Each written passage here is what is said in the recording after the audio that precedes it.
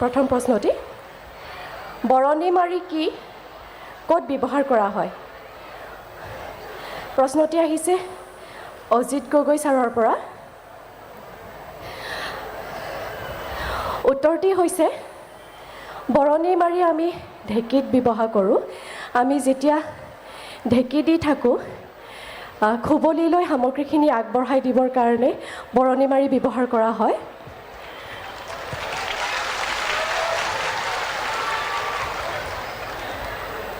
Sir পাহাৰী বুঢ়াগোহাঁইলৈ ধন্যবাদ জনাইছোঁ তেখেতে শুদ্ধ উত্তৰটো ক'লে ধন্যবাদ ছাৰ আচলতে আমি ঢেঁকী আচলতে পাহৰি গৈছোঁ আমি চিৰা পিঠা সান্দহ আমি মেচিনত খুন্দি খালেও ঢেঁকীত খুন্দাটোৰ নিচিনা কেতিয়াও ভাল নালাগে গতিকে ঢেঁকীত যিডাল ডাং মাৰি থাকে বোৱন খোলাটোলৈ আগবঢ়াই দি থাকে এখন ভৰিটোৱে দি থাকে এখন হাতে খোলাটোলৈ বোৱনীয়ে আগবঢ়াই থাকে এই বাহিৰলৈ ওলাই যোৱা এইবিলাক শুদ্ধ উত্তৰ দিছে তেখেতলৈ ধন্যবাদ থাকিল ধন্যবাদ ছাৰ কিন্তু ছাৰ এইখিনিতে কওঁ যে অজিত গগৈ ডাঙৰীয়া মই জনাব বিচাৰোঁ যে আজি দৰ্শকৰ মাজত কিন্তু বহুতে ঢেঁকীখন জনা বা ঢেঁকীত এতিয়াও হয়তো পিঠাগুড়ি খুন্দা মানুহ ইয়াতে আছে দৰ্শক আছে আমাৰ মাজত কিয়নো পাহাৰীয়ে প্ৰশ্নৰ উত্তৰ দিয়াৰ লগে লগে যি ধৰণেৰে হাত চাপৰি পৰিলে তাৰমানে সেই প্ৰশ্নটোৰ উত্তৰ প্ৰায়ভাগেই জানে আমাৰ দৰ্শকৰ মাজত গতিকে দৰ্শকলৈও এজাউৰি হাত চাপৰি বঢ়িয়া দ্বিতীয়টো প্ৰশ্ন দ্বিতীয়টি প্ৰশ্ন হৈছে লোকৰ নাচৰ যিকোনো দুটা বৈশিষ্ট্যৰ বিষয়ে কোৱা প্ৰশ্নটি আহিছে প্ৰবীণ কুমাৰ শইকীয়া ছাৰৰ পৰা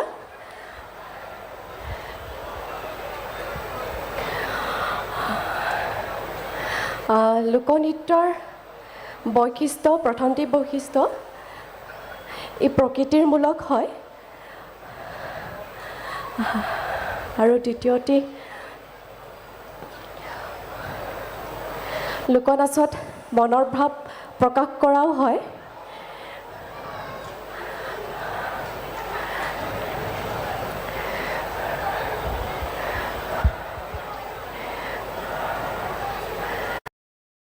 থলুৱা বা জনজাতীয় একেধৰণে ক'লেতো ঢেৰ কিন্তু বৈশিষ্ট্য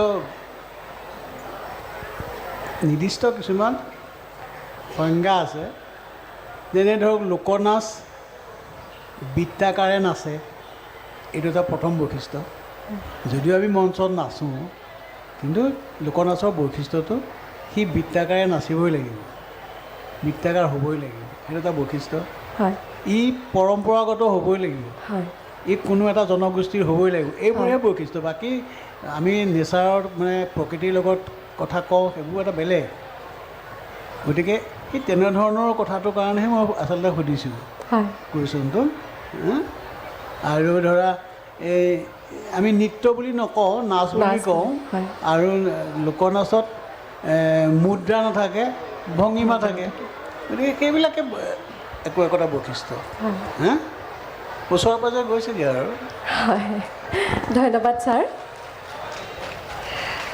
সম্পূৰ্ণকৈ নহ'লেও দ্বিতীয় প্ৰশ্নটোৰো আংশিক শুদ্ধ উত্তৰ হোৱা বুলিয়েই কৈছে ওচৰে পাজৰে চুই গৈছে বুলি গতিকে পাহাৰী শুভেচ্ছা থাকিলে নমস্কাৰ বিচৰা মণ্ডলী মোৰ ভাগত পৰা প্ৰশ্নটি হৈছে কুচি কি ইয়াক কেতিয়া ব্যৱহাৰ কৰা হৈছে কুচি হৈছে যেতিয়া সান্দহগুড়ি ভজা হয় সান্দহগুড়ি ভাজোঁতে সান্দহগুড়িখিনি যে লৰাই দিয়া হয় সেই বস্তুটোকে কুচি বুলি কোৱা হয় আৰু কুচি লাৱনী কুচি আছে চাহনী কুচি আছে তাঁতশালতো ব্যৱহাৰ কৰা হয় হয়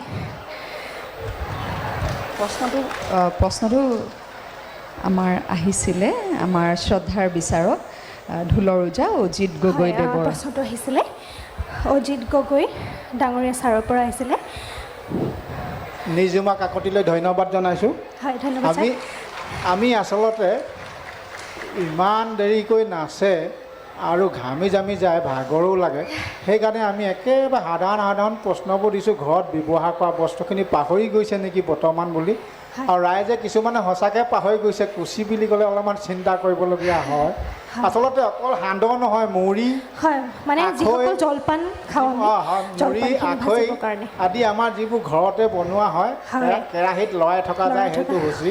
আৰু আমি তাত আৰু এটা হুঁচি আছে, যিখন তাত তাঁতত ব্যৱহাৰ লগাওঁতেও কেতিয়াবা এটা সৰুকৈ বনাই লয়, হয় হয় যদি সূতা আৰম্ভও হয় তেতিয়া মানে তাক টানি টানি হুঁচিটো ব্যৱহাৰ ঠিক কৰা হয়। কৰিবৰ কাৰণে কুচি ব্যৱহাৰ কৰা হয়। আমি নিজুমা কাকতিলৈ ধন্যবাদ জনাইছোঁ, প্ৰশ্নটো শুদ্ধই ক'লে তেখেতে। ধন্যবাদ। ধন্যবাদ।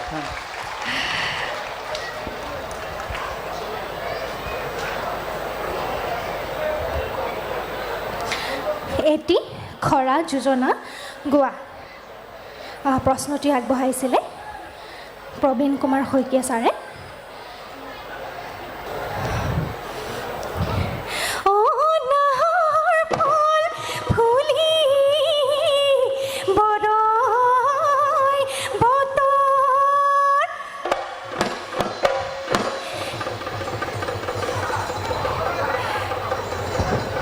ভাবি লোৱা খৰা চাপৰ মানে কি? ঢুলীয়াজনে কওকচোন। ছাৰ খৰা চাপৰ হৈছে ছাৰ যিবোৰ ছাৰ আমাৰ তালি চাইটা ব্যৱহাৰ নহয় ছাৰ। ক'ৰবালৈ যাবগৈ লাগিব এতিয়া আমি। তালি ফালে বুলি নহয়, খৰা মানে কি? চুটি চুটি। হয় ছাৰ। আকৌ তালি ফালে বজোৱাটো কিটো আছে? চুটি চাপৰ এটাকে খৰা চাপৰ বুলি কয়। হয় ছাৰ। তেনেকৈ খৰা যোজনা এটা পাৰিবনে গাব? স্বৰ্গদেউ ওলালে বাটৰ মুখলৈ দুলীয়াই পাতিলে দোলা সেইকাৰণত জিলিকিলে নৰাৰ জাঙে পায় গাতে ঘুমে চেঙৰ চোলা। এইটো দীঘলীয়া যোজনাই হ'ল খৰা যোজনা। খপকৈ গাব লাগে। বিহুতে বলিগে মন। এইটো দীঘলীয়া হৈছে, তথাপিও অলপত গৈছেগৈ বাৰু ওচৰলৈ। এই যেতিয়া দক্ষিণা, যেতিয়া গৃহস্থ চোতালত যেতিয়া আমি হুঁচৰি গাই থাকোঁ, বিহু মাৰি থাকোঁ, দক্ষিণা নিদিয়ে, শেষ এটা চাপৰ মাৰি শেষ কৰিলে লগে লগে এটা খৰা যোজনা ধৰি দিয়ে। এই খুটিতে পৰিলে জীয়া তললৈ মোকৈ ভাবিব নেলাগে দক্ষিণা উলিয়াই দিয়া। এইবোৰে খৰা যোজনা।